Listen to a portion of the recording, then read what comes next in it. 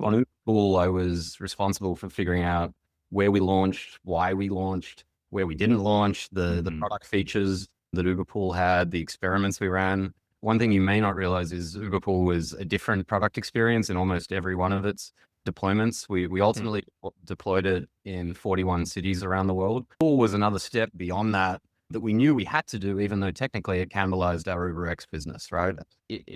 A lower price would create more demand for ride sharing. So, before we jump into today's episode, I want to share a quick word from our partners at Terawatt. We all know the future of ride hail and autonomy is electric. New fleets are entering markets and need a base of operations, places to charge up and get back on the road. But they can't afford downtime, and that's where Terawatt infrastructure comes in. They take something complex and expensive, fleet charging infrastructure, and delivers, letting fleets focus on their core business of serving rides. Terawatt is building high powered charging hubs strategically placed right where ride hail demand is its highest. So think about 30 plus fast chargers in a central business district. Now that's a lot of power. Their sites are also designed to optimize AV fleet performance with 98% charger uptime, infrastructure for data offload, and thoughtful layouts that get vehicles in and out fast, all for a monthly fee. You can check them out at terawattinfrastructure.com, and we'll also leave contact information for the company in the show notes. All right, on to the episode. James Cox is the CEO of The Routing Company, a startup that's transforming transit with routing and optimization software. Prior to leading The Routing Company, he held senior product leadership roles at Uber, where he was instrumental in scaling Uberpool globally, and at Canoe. James combines deep expertise in shared and autonomous mobility with a passion for making transit more efficient, accessible, and rider-friendly. James, how are you doing today? I'm good. How are you? I'm doing well. I'm excited to chat with you all about, AV, carpooling, pooling, ride sharing, whatever we want to call it. But before we dive into the AV side of things, I'd love to start with your time at Uber. You were there for 5 years, from 2014 to 19. I didn't actually check to see whether you were there first or I published my first blog post on the rideshare guide, but I think we were there around the same time, starting to cover Uber and you working at Uber. But one of the big products you worked on was Uberpool. So tell me a little, why don't we start there? Tell me a little bit about, what the time was like and, when and where you launched that product. Yeah, for sure. Yeah, I was part of the team that was responsible for launching Uberpool around the world. This was like late 2014, and I had actually originally helped launch Uber in Australia before that, and moved to the United States for a separate team helping deaf drivers have a better experience on Uber. And then I was asked to join the Uberpool team. Cool. On Uberpool, I was responsible for figuring out where we launched, why we launched, where we didn't launch, the product features that Uberpool had, the experiments we ran. One thing you may not realize is Uberpool was a different product experience in almost every one of its deployments. We ultimately deployed it in 41 cities around the world. Wow. This was during, as you mentioned, and by the way, Harry, I remember your vlog from back then, and all the various things that are caused back then, as you remember. Was that drivers were not fans of it? Was that the gist? Something like that. And anyway, and so yeah, during that time, we had to figure out what Uberpool was, and we ultimately launched Uberpool because we knew that a lower price would create more demand for ride sharing. Uber had gone from Uber Black to UberX. In that process, had significantly increased the amount of demand for ride sharing, which enabled the growth of UberX drivers, etc. Right outside of livery drivers. Yeah. Pool was another step beyond that we knew we had to do, even though technically it cannibalized our UberX business. Right. It was UberX also sort of cannibalized Uber Black. Uberpool kind of cannibalized UberX. And I think that's kind of a hallmark of a good startup, right? You're always disrupting yourself. That's right. Yeah. Not that it's necessarily easy. And I think that's something that Travis was excellent at, like really having a very, very clear vision of the future and knowing the things that were going to be critical to Uber's business in the future. And I think there's a thread that we can talk about today, which is this, if you look in one of Uber's recent quarterly market announcements, you'll see a graph that talks about getting $1 trillion market size. And you do that by getting lower and lower price rides, whether that's through more seats in the vehicle or innovation on the price of each seat within the ride. Sorry. So yeah, you mentioned I actually forgot that it was a global rollout. I mean, 41 cities across the globe. I mean, that is challenging in itself. And then I also remember at the time this concept of lower price, more demand. Uber was huge on this, I think, because it was such a growth mentality. Every winter, I think Uber would cut prices, and drivers didn't love that part, but it was to spur demand in the winter when demand was typically lower, right? So Yeah. talk a little bit about those two aspects.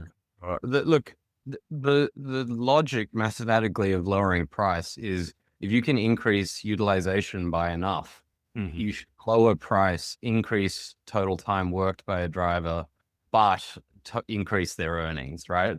And UberX at that time had got to a point where that was no longer true in all markets, right? So you can't just keep going down. It doesn't work Right. for it, right? And so to go down lower in price at the time, if you introduce pooling, as long as you generate enough sharing, which is something we need to talk about, you can continue to pay drivers more and more.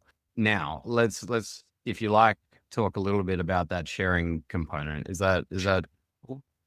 And I mean, I so guess that's really the core of the product. And I think this was one of the early complaints that we talked about from the driver's side was that, riders love taking Uberpool, but they would complain when they got matched, right? They didn't actually want someone else in the car. If yeah, you had to make a right turn, or especially if you had to go at all backwards, there's something psychologically about having to go backwards, even if it's 30 seconds, riders absolutely, hated that. So yeah, talk a little bit about the sharing and, I guess obviously how important that is to the product.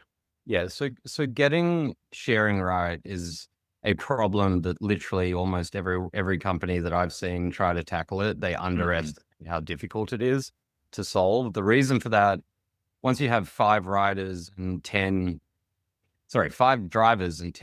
riders, there's Hmm. literally like 30 quadrillion ways or something like that of It could organizing go. just that many trips. So if you can imagine it like Manhattan scale, how hard that is to solve quickly, Yeah. that's that Where is the companies are doing ultimately. hundreds of thousands of trips a day. That's right, exactly right. And so that the difficulty of that mathematical problem gets underestimated by basically Mm. everyone who tries to tackle it. And the result of that is you don't end up with much sharing. Okay.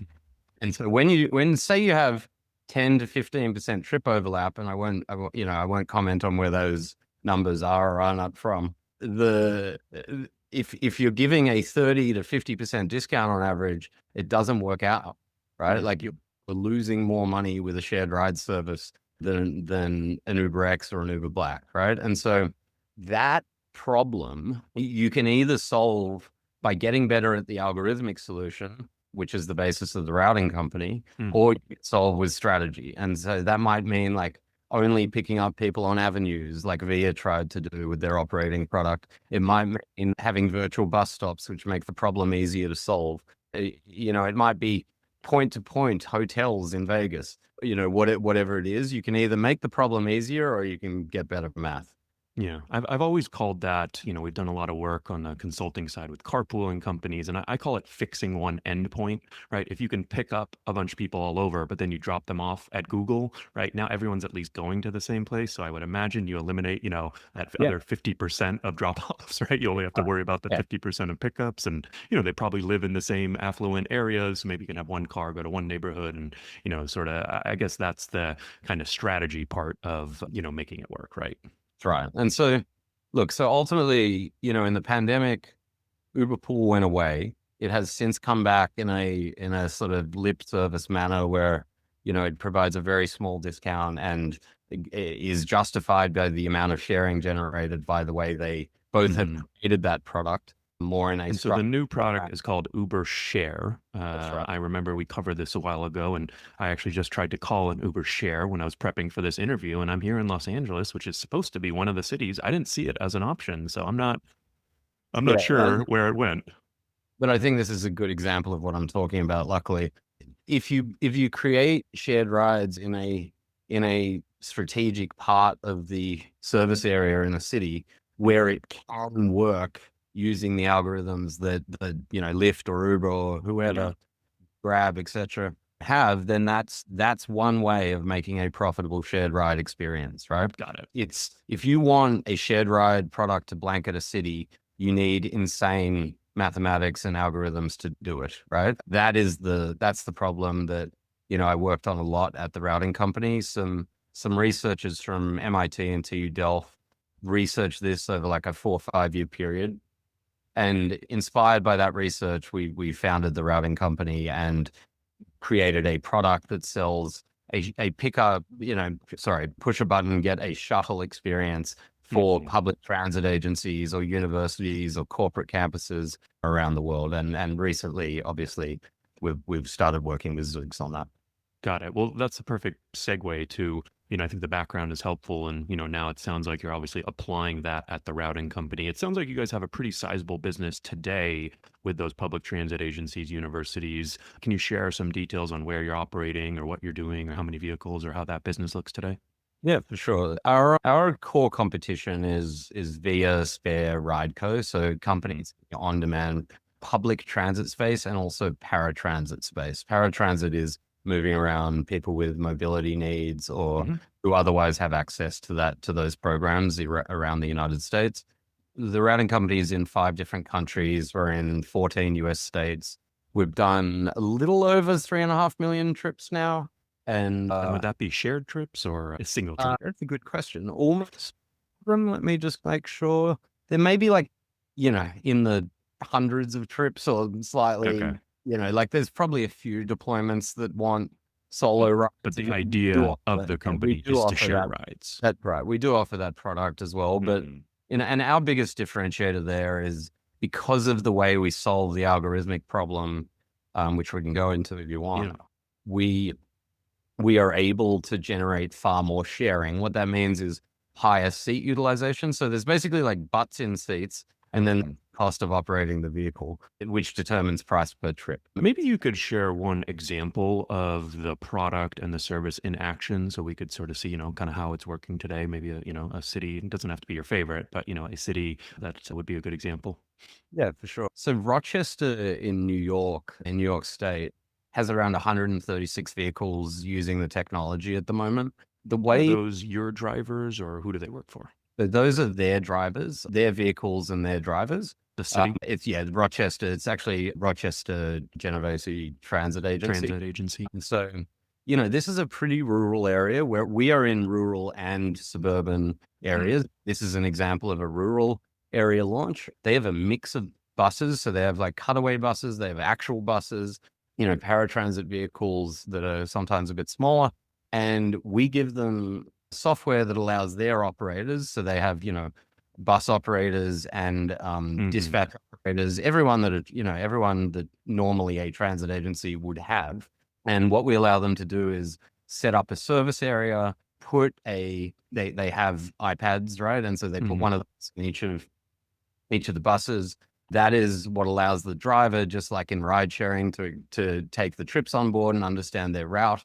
And then on the customer side, you have anyone, obviously it's a public service, anyone can download the Ride Pingo app, which is our app. It has a branded experience for Rochester area. Cool. The ride can then request a ride all around the Rochester. I think there's 8 service areas there. Got it. And so I guess when it comes to the sharing part, you mentioned a couple things. I guess what are the keys to making ride sharing? And I guess it's kind of a confusing term, but what do you call it? Pooling, ride sharing? I call it ride pooling instead of ride sharing. Pooling. Okay. So But what do you yeah, call but what are the keys to making ride pooling work? Yeah, so there's a lot, but I'm going to go through just some of the most important ones. Mm. The way most people approach this problem, whether it's in shared rides or which is moving people, or say food delivery, which is moving food or grocery delivery or logistics, most people each time a request comes in scramble to try and find a driver. Okay, so it's like you've got a request, which is the best driver to put them in. The original Uberpool product found the closest driver that had another pool rider in it. Okay, and if not, we dispatched an empty UberX. It turns out this is not a particularly efficient way to do things, and a better way to do it, if you're solving the problem from first principles, is to look at the whole system of requests, right? So say you can look at every request that's been made in the past 15 seconds, like every open request. Yeah. And say you could theoretically, within less than a second, consider where all the vehicles are, right? Mhm. And instead of trying to find the right vehicle for each driver, what you do is you create a schedule for each of the drivers that minimizes the total system delay experienced by riders. Okay. Mhm. To do that, we do some very tricky and smart things, specifically around like maximizing the amount of time the ETA can be for each rider based Mhm. on the geographic area you're in. The bigger the area, the more, like, in a low density area, you'll have a bigger constraint than in Manhattan, as an example, right? And separately, we set a similar constraint for the amount of delay you can go off route. The benefit of this is, like, say a transit agency or a DoorDash or an Uber or a Lyft can set the exact experience they want, Mhm. and minimizing the delay experienced for the riders in that system. And if you do that with shared rides, whilst also doing a range of other things for perception, like before you spoke about a really important thing, which is backtracking, right? There's a range of these like perception Yeah. things where even if I remember back in like 2015 San Francisco, if you had someone backtrack for a block, even though that might take 30 seconds out of a 22-minute ride from, Yeah. Marina to Fire Dive, that person would very often not ride Uberpool again. Yeah. They don't like it. And so my answer to you is you need a super strong Mhm. algorithm that can solve close to optimality that problem very, very quickly. We use a global optimization approach that, does that, but you also need to optimize for the perception stuff, which again can be very meaningful. Yeah. The final thing I'll say is drivers didn't love Uber pools. Mhm. And so we need to also you need to also think about the things that make drivers' lives easier, whether that's Yeah. for bus, which is what we work on now specifically, or for in the ride sharing space, which is also extremely meaningful, because like the pickup experience when you have someone already in the car multiplies the difficulty. Yeah, definitely. So, well, I mean, I think thinking about, I think we had a couple famous surveys where, drivers basically did not like Uber Pool, Lyft Share, any kind of sharing rides. And I think one of the big reasons was because of the, double pickup and drop offs. Like, not a lot of people realize, like, picking up and dropping off, especially in busy, dense, nowhere to park, nowhere to, find the customer. Like, that's the most challenging part, driving 35 miles an hour down the road with two people, different people. That's the easy part, right? It's the As long the as pickup. we get along, which Yeah, well, we can't solve everything in one that's right. podcast, but That's I right. do think that, kind of transitioning to the AV side of things, I mean, some of these issues, I'm curious to know what were some of those learnings from Uberpool that you're now thinking about, applying to the AV space? Because, pickups and drop-offs, like Waymos probably don't love pickup and drop off either, right? Like that's just maybe even more challenging, right? Because they can't legally, pick up or drop off, maybe not Waymo, any AV really specifically. So are there certain aspects, human drivers, if they just don't like having two people in the car, like that's one thing that AVs solve well, right? Like they don't care, they gotta get along, they'll get along with everyone, they don't talk, right? So what are some of those kind of distinct AV versus human challenges that might be better or worse, with kind of the AV ride pooling model? Yeah, look, so if you look at the way, a lot of the operating AV players are solving these, specifically the pickup problem, it's like they're doing their best to restrict where you can pick up people, right? Hmm. So there are places that a human driver will be able to figure out, even though it's difficult. Okay, so like, like in Manhattan, that might be anywhere near a corner, Yeah. right? In Well, San human drivers will pick you up anywhere.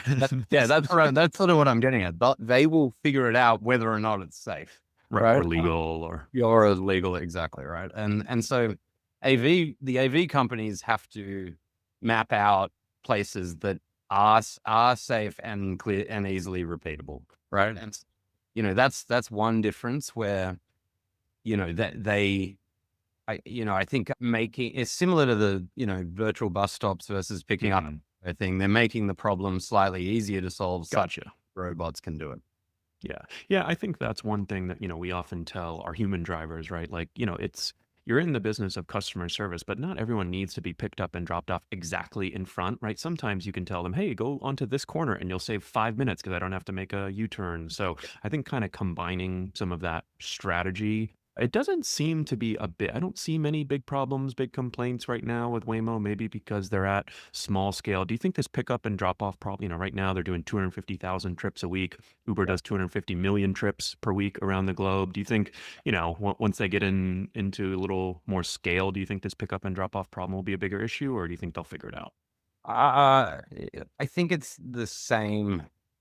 It's a relatively similar problem when they're doing that many trips as it is when they're doing more. The Got it. the thing that starts mattering more is whether or not they care about the impact of the number of vehicles they're putting in a city, right? And Mhm. the interesting thing here, like when we launched Uberpool, we were like, all we're doing is good for a city. That's what we Mhm. thought, right? And the truth of the matter is because we artificially, I say artificially, we like more than profit, we unprofitably decreased price, right? Mhm. And drivers were still being, paid mostly pretty comparatively to Right. UberX. There's another discussion there we can have, but we'll leave that. What I would say on this is like what ended up happening from a traffic perspective is actually something that surprised me back in the day, which was Mhm. Uberpool actually increased, and this is a very hard thing to study, right? But Yeah. our estimates at the time were that looking back, Uberpool actually increased traffic in certain markets. And the reason for that is because it created so much demand and Yeah. drivers were still being paid basically UberX pricing with some promotions as well, as you remember with the Lyft versus Uber back in the day. You ended up like generating far more vehicles coming into a city. Mm. I think this is an interesting thing that autonomous vehicles are going to have to think about, right? Because if you currently autonomous vehicles, say you look at Waymo is basically, an Uber Black without a driver in it. So it has Mhm. that solitary experience, but it has typically, ETAs are like, at least in Scottsdale, where I'm living at the moment, ETAs are like, 15 to Yeah. 30 minutes, right? Yeah, I Like, called a Waymo last night in LA. It was 22 minutes, yeah, right. to get there. It was 2 minutes on the way back, though. So I'll give them credit. They nailed the ride back, 10 p.m. when no one's taking a ride. And if their strategy is to solve that problem by throwing vehicles at the problem Mhm. rather than through sharing, what you will see is the traffic impact I just talked about that Uber Pool saw. Mm. At some point, from like a public policy perspective, shared rides becomes more and more important from a traffic perspective, impact on Mhm. the environment, all that sort of stuff. Yeah. I guess, kind of picking one or two things. What do you think sharing rides, what do you think it potentially, can solve, especially in the AV pooling concept, right? Because like you said, right? I mean, the whole point of AVs is to eventually be cheaper, right? Which is going to induce a lot of demand, a lot more vehicles. I think also you mentioned, when product gets really good and when it gets really cheap, right? People like they start taking them more, right? Maybe I used to Oh, walk, I used to ride my right. bike, I used to That's take right. public transit, right? And so, public transit is obviously much more efficient, also much safer, than even an AV, right? So there are some negative impacts. So what do you think is, if you were making the case for AV pooling, what do you think it's going to be the number one thing it's going to solve? Yeah, it's ultimately financial is the biggest thing. So Mm. one massive difference between the autonomous players and Uber, Uber gets this, I think, somewhat unfortunate gift from the universe, it's specifically ride sharing drivers, where when they're not utilized, they're not getting paid. Hmm. Okay. The difference in the autonomous space is, at least with the current financing of those markets, Waymo owns Waymo vehicles, Yeah. Zoox owns Zoox vehicles. And when you think about the impact of that, it means that when those vehicles are not on trip, they're not getting paid. Right. Okay. The reason sharing is therefore so important is you're able to decrease the price, decrease the ETA with the same amount of vehicles and the same amount of demand, right? And Mm. so as you drop price, you get more demand.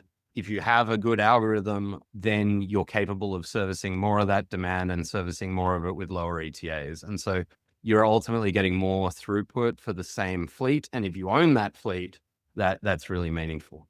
Got it. So you guys, so you mentioned Zoox now a couple times. You just announced a big partnership with the company. Can you talk a little bit about what that partnership entails and also kind of what it means for the future of the routing company? Yeah, look, I would say it's, not necessarily a partnership. What it is a, pure technology license agreement. And 5 of our engineers also went to Zoox to build a core dispatch system that, Zoox is in charge of directing the future of.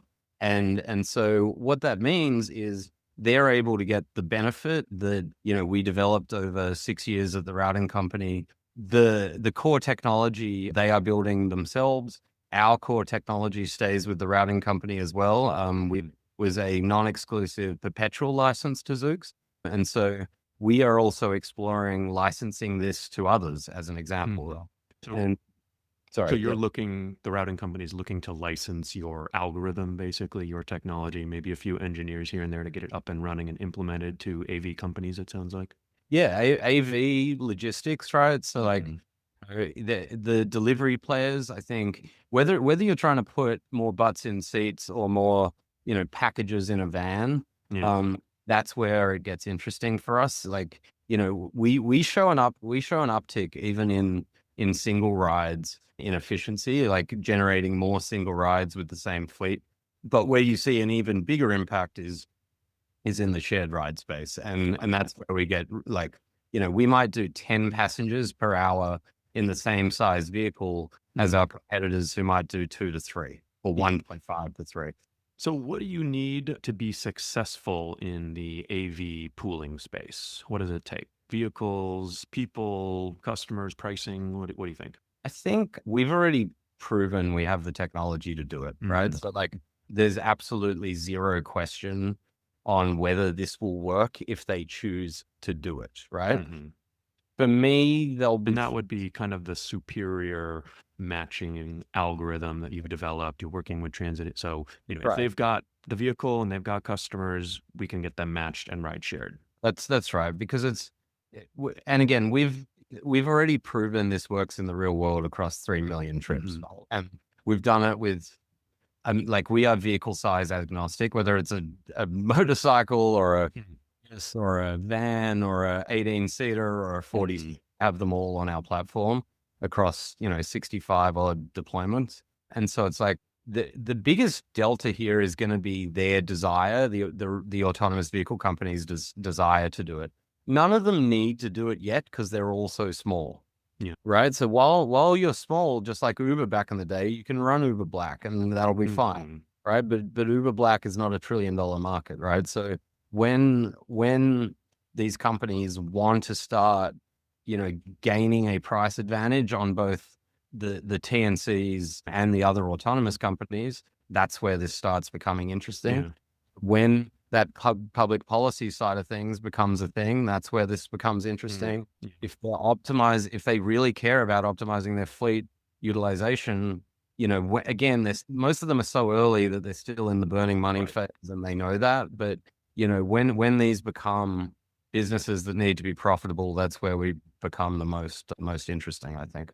Yeah, that makes sense. And I mean, I think there was a report that came out from OB where they looked at AV pricing and basically found that, for Waymo and LA and SF, customers are willing to wait longer and pay 30 to 40% more, which kind of makes sense. It's a good product, it's new, people love it. And, so they really don't have maybe a lot of incentive yet to start Yeah. pooling, riders. But I think The, you are right. So, the it kind of other, yeah, depends on the the state. other, yeah, the other thing I'll say on that is I was a Waymo user here. Mhm. I was curious. I obviously want to see how it You're in works Arizona. and stuff. I like good technology, blah blah Yeah. blah. I used it a couple of times, and that's where you get the novelty value. If Hmm. particularly value being on your own, I think you keep using it, right? But I can tell you that when back in the day at Uber, if ETAs went from 3 minutes to 8 minutes in San Francisco, I can, I don't think I need to tell you the impact on demand, right? And so it's like you You might And not have a job if that happened, right? that's right. That's correct. And so it's like, what I'd say is there's enough people that can try autonomous in those big Hmm. cities to enable them to get to those numbers, but Yeah. you're not getting to 3 million trips in New York with that strategy Right. uh, And a I week. think I had a Lyft executive on my panel at a conference, and I asked him about that, and he said, we don't even have a KPI for no cars available, right? It's literally like that's never happened before, right? And I Right. mean, sometimes I open the Waymo app and there's no cars available, much less 22-minute ETAs. And I think that, LA, I think and maybe even Arizona, because it's more spread out versus Yeah. a San Yeah. Francisco 7x7, very dense Yeah. market. How does pooling specifically solve that high ETA issue that I think is probably the number one issue right now? If I had to pinpoint a Yeah. complaint, I would say the high Yeah. That's ETAs are right. the biggest complaint. You have more capacity is the short answer, Harry. So like if we have 100 vehicles in two cities, Hmm. one has pooling turned on, one doesn't. The only way most demand is one trip, so a lower percentage is two people. And Hmm. sorry, I'll say that again. Most demand is one person in a request. You then have a decent chunk of two and almost no three and four. Okay. So if you have that same mix of rides, let's just assume for the sake of it, 50% of them are happy to share, Hmm. and which is probably relatively accurate, like 30 to 50% in the US, depending on what city you're in. You can distribute that demand in that same 100 trips in the say you have, I don't know, 500 riders or 1,000 Hmm. riders all requesting at once. In the happy to share world, you have more effective trip completion capacity because you're using, say a vehicle that would have gone somewhere with just one of those one request in the car. You can put either three other Hmm. ones, one, two, and then two ones, etc. And so you just multiply capacity. Yeah, no, I think that's a good explanation. And obviously, the reason why a company, an operator would want to do that is for more potential revenue, right? If you just take two passengers, but you're making the same amount of money, I mean, that's kind of worse, isn't it? That's You right. actually have to make more money because there might be a little extra And that's and money. that's that's the thing that Uberpool didn't do because of the trip Hmm. overlap, right? And what the other thing that's interesting here, Harry, for you to be aware of is like, we were live in, I think, 7 or 8 cities in China. I can't quite remember, but Yeah. China, there was the thing we cared a lot about city to city was the comparison in opt-in, right? So Hmm. into Uberpool over total demand for Uberpool plus UberX, we saw from like 5% in London to like 60 something percent in China as an Mm. average, right? And it would also change heavily with the time of day. Marina FIDE 7:30 a.m. when it was surging like crazy. I think we saw like 90% opt-in People back don't in mind the day. saving a buck. That's right. And so it's heavily driven by time of day, price, ETA, etc. Well, I think that is also a good lever that AV companies, they've got a fixed fleet, right? The whole point of surge pricing was so that, you get Harry on a Saturday night out to drive because I can make more money, right? And obviously AV companies, they don't have the supply lever. They have the demand lever, right? They can raise prices, but they don't That's have a right. supply lever. So I guess on the demand side, they could, kind of lean into sharing during, maybe it's only shared rides during busy time, whatever it Right. might be. Yeah, it really that's a real thing. Yeah. So you mentioned something that 50, in your hypothetical example, you said 50% of people might opt in, and I'm not sure if this was what you meant by, but I want to ask you the question: do you think people in the United States want to share rides, like from a product perspective, they even want that product? I don't think I know. Okay. So They do. yeah, yeah, 100% yes. Like not 100% of people, but 100% that some percentage of society will Well, I choose to mean, share money. of And Uber's 10 million, okay, let's say they have 10 million customers. What percent of today's rideshare customers do you think might be willing on an average level? but back in the day when I left Uber, we were doing 23 million trips a week in the US, I Mhm. think, or maybe it was around there, right? In the cities that we had Uberpool live, you had, and again, this is it's like a cost experience trade-off, right? Yeah, So some cities are different to others, some vehicles are different to others. Our and settings for pool from city to city was different, right? But right. the basics of what we proved was at a 30 to 70% discount, which was the average discount we trialed Mhm. in different cities, you saw like a, 15 to 55% opt-in. And again, I won't go into like the detail, which city and all that sort of stuff, but there is categorically Yeah. demand to share rides right now. And the other thing I'll say, and this is, by the way, this is an extension of something you already know, Harry, which is like Mhm. what we talked about before. Uber Black, UberX, Uberpool is just moving down the price curve. And doing that, you increase the number of people that can afford those services. People love Uber, Lyft because of convenience. Okay. And Mhm. a lot of people who can't afford Uber and Lyft, spend 50% of their income getting to and from work because of it. Right. If you're a bartender or a hairdresser or whatever it is that is spending such a big percentage of your income on travel, you'll share to save some Yeah. money. Yeah, no, I think that's a compelling argument. You also mentioned, right, that 80, 90% of people during SF rush hour, might. So it's even, I think there is a pretty interesting appetite, if the savings are there and the product experience is reasonable. You guys work with a lot of transit agencies. I think one of the fears of Uber, even more broadly, which I didn't necessarily agree with, was that they were competing with public transit in the past. I think Uberpool, when you do start getting the price down to, $4 or $5, right, that is, I think, price wise, kind of competing. Do you think that's a potential issue for AV companies to watch out for? Or how do you think about that competition with public transit? Yeah. Yes, it's an issue to watch out for, but it's not one that they necessarily have to, right? And Hmm. like what I would say is Uberpool and Uber generally, again, and there's data you can look up on this. I'll send it to you after the call if you want. If you look at like the growth or decline of parts of public transit as Uber became more popular, my thesis is that people are happy to pay for convenience, right? Yeah. So the more convenient something is, the more likely they are to use it. And Uberpool, just like UberX, just like Uber Black, had an impact on public transit usage. Our approach at the routing company is to make public transit have that edge, right? And Mm, so have that convenience got and it. got a product that genuinely just gives them that power.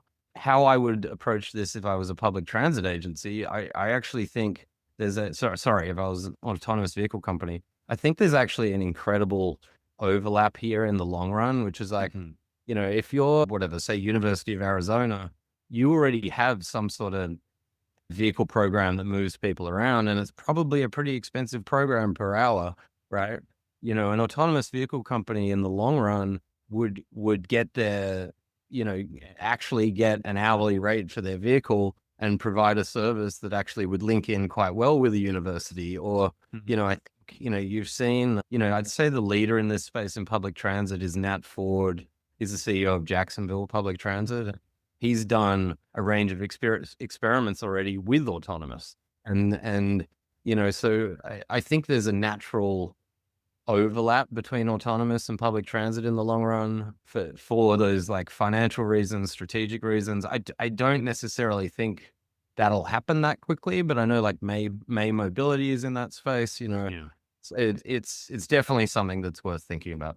Yeah, and I guess to sort of round up here, finalize things. Are there, you mentioned May and Zoox. The actual. I'm thinking the actual shape of the vehicle. May uses a minivan. Zoox uses sort of, the affectionately referred to toaster. Where four people I think are facing inside. I mean, does that form factor, like Zoox and others, or you think that kind of lends itself? That's the idea of the company to be more sharing versus a Waymo is, only seats for four and a little bit tighter.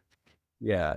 What in my this is all just my opinion rather than Sure. anything related to my advisory with Zoox, but form factor matters. Okay, is not one.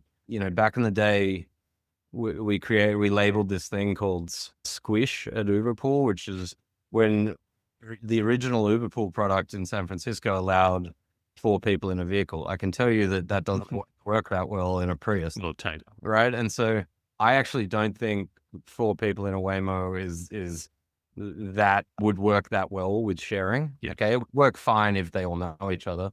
Right. But with sharing, form factor really matters. I've been in the Zoox vehicle, and I think it's the best I've seen in the space that I've been. Right, I've been in the Uber vehicle back in the day, the Waymo vehicle, and the Zoox vehicle for clarity. And the Zoox one has a very, very spacious interior. Like you would feel extremely comfortable as one of four, even if you knew or didn't know the people. I do think that matters a lot. I know Waymo are working on something there. I've seen obviously the cruise vehicle before they went away had that, moving pod format, right?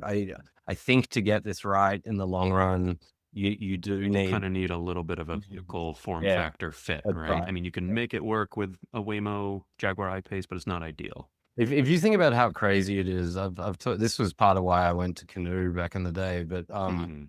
if you think about how crazy it is that there's like 20 or 30 million ride sharing vehicles. That was, by the way, the last time I checked that number, which was a while ago, and none of them are really designed for ride sharing outside Yeah. of Moyer in Germany and like a few others. Like it is pretty nuts. The world is sort of, I think, starting to figure that out.